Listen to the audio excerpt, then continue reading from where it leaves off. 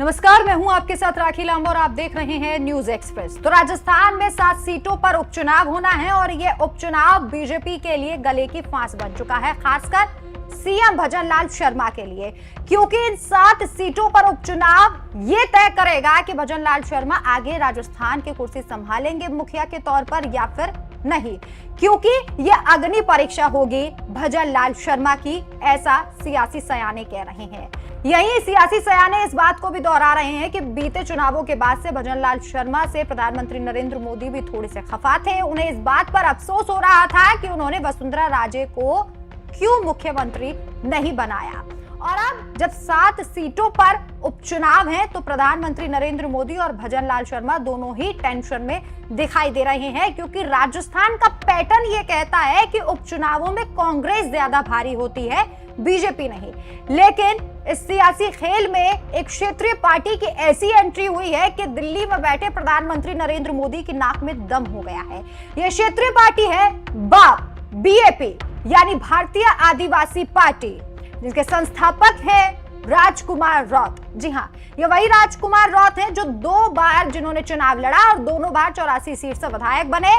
इसके बाद दिल्ली में अब इनकी धमक सुनाई देती है, क्योंकि राजकुमार रौत बांसवाड़ा डूंगरपुर सीट से लोकसभा सदस्य चुने गए। जनता ने उन्हें अपार प्रेम दिया और आज वो दिल्ली के सदन में प्रधानमंत्री नरेंद्र मोदी के कानों तक बांसवाड़ा डूंगरपुर सीट से लोगों की आवाज को पहुंचाते हैं।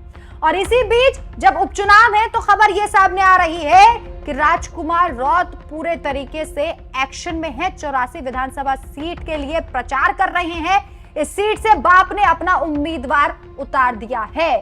बीता चुनाव राजकुमार रौत ने गठबंधन के साथ लड़ा था, इंडिया ब्लॉक के साथ लड़ा था, लेकिन उपचुनाव में उन्होंने अपना नाता तोड़ लिया और अकेले के दम पर यहां चुनाव लड़ा जा रहा है।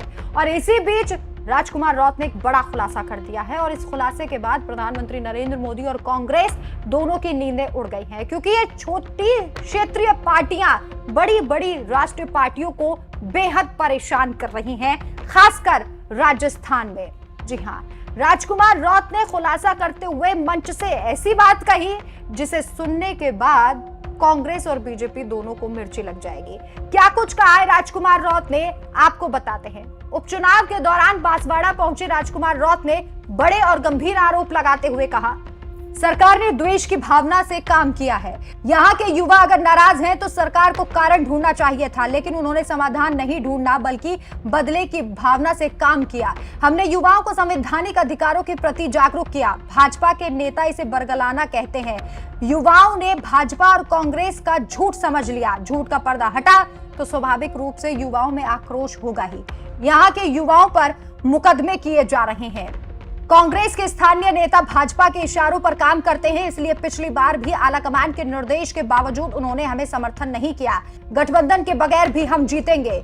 मेरी जीत के मार्जिन में कांग्रेस की भूमिका जरूर है, लेकिन कांग्रेस के समर्थन के बिना नहीं जीतते, ये कहना गलत है। आपको कांग्रेस के नेता को भाजपा में ले जाकर चुनाव लड़ाने की क्यों जरूरत पड़ी, ये उनका डर था। तो साफ तौर पर राजकुमार रौत ने एक तरीके से गंभीर आरोप लगाए हैं कि भाजपा नेताओं के इशारे पर कांग्रेस के नेता काम करते हैं। और आपको बता दें, ये वही राजकुमार रौत है जिन्होंने कांग्रेस के साथ मिलकर गठबंधन में चुनाव लड़ा था और बम्पर जीत हासिल की थी, जिसके बाद ये कहा जा रहा था कि जब विधानसभा चुनाव होगा तो इस सीट से राजकुमार रौत अपनी पार्टी का ऐसा कौन सा चेहरा, ऐसा कौन सा कैंडिडेट खड़ा करेंगे जो राजकुमार रौत की तरह हो और जनता उसे अपना वोट दे। आपको बता दें, इस सीट पर बाप उम्मीदवार का ही दबदबा देखा जा रहा है, क्योंकि राजकुमार रौत ने मोर्चा संभाल लिया है। बहरहाल देखना होगा कि किस तरीके से क्या गेम पलटता है या फिर नहीं। यह कहा जा रहा है कि यहां मुकाबला त्रिकोणीय है, बीजेपी, कांग्रेस और बाप के प्रत्याशी के बीच त्रिकोणीय मुकाबला देखा जाएगा। लेकिन आपको क्या लगता है, इस सीट से